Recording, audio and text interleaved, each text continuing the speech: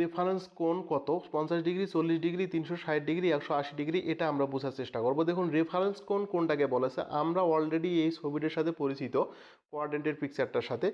এইটাকে বলা হচ্ছে আমাদের হলো এক্স অক্ষ। এই 320 ডিগ্রি কোণটা এক্স অক্ষের সাথে যে সূক্ষ্ম কোণটা তৈরি করবে সেইটাই হবে আমাদের হলো রেফারেন্স কোণ।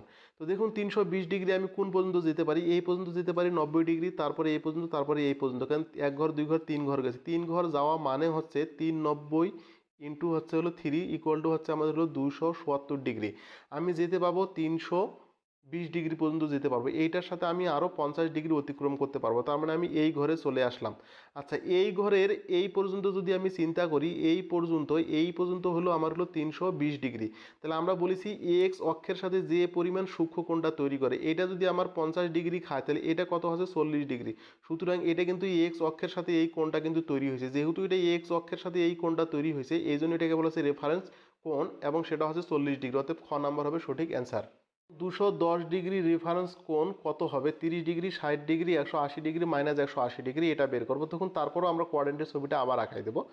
দেখুন 210 ডিগ্রি হওয়ার লাগবে, তাহলে এখানে গেল 90 ডিগ্রি, এখানে গেল 90 ডিগ্রি, তার মানে অলরেডি আমি কিন্তু এই 290 চলে যাওয়াতে 180 ডিগ্রি কিন্তু চলে গেলাম, কারণ প্রতিটা কোয়াড্রেন্টের মান হচ্ছে আমার 90 ডিগ্রি।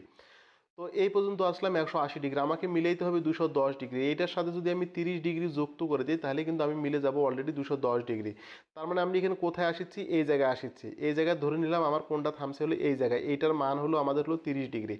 এবার দেখুন এইদিকে যদি আমরা একটা কোণ চিন্তা করি প্রান্তিক রশ্মি, তাহলে এটাকে কি এক্স অক্ষ পুরোটাই ছিল আমার, এক্স অক্ষের সাথে দেখুন এই কোণটা কিন্তু এখানে তৈরি করছে, এই কোণটাকে বলা হচ্ছে রেফারেন্স কোণ। দেখুন এটা যদি রেফারেন্স কোণ হয় তাহলে 210 ডিগ্রি রেফারেন্স কোণ কত ডিগ্রি হচ্ছে, অবশ্যই এখানে আমাদের চলে আসে হলো 30 ডিগ্রি তৈরি হচ্ছে। নিচের কোন সম্পর্কটি সঠিক, R equal to S by theta, R equal to theta by S, R by S, R equal to S theta. দেখুন আমরা এটা জানি রেডিয়ানের ফর্মুলা থেকে জানি বা সাব নির্ণয়ের সূত্র, এস ইকুয়াল টু জানি আর থিটা। তাহলে এখানে দেখুন আর এর মানটা কি হচ্ছে দেখুন, তাহলে আমরা লিখতে পারি এখানে হলো আর থিটা ইকুয়াল টু এস, তাহলে আর ইকুয়াল টু কি হচ্ছে তাহলে এস বাই হলো থিটা, আর একটা মান হইতে পারে থিটা ইকুয়াল টু আমরা লিখতেছি এস বাই আর। দেখুন এই এস বাই আর অথবা এস বাই থিটা যেখানে আছে সেটা হলো সঠিক অ্যান্সার। তাহলে প্রথমটা পাইলাম R equal to S by theta, অতএব এটা হবে সঠিক অ্যান্সার ক নম্বর।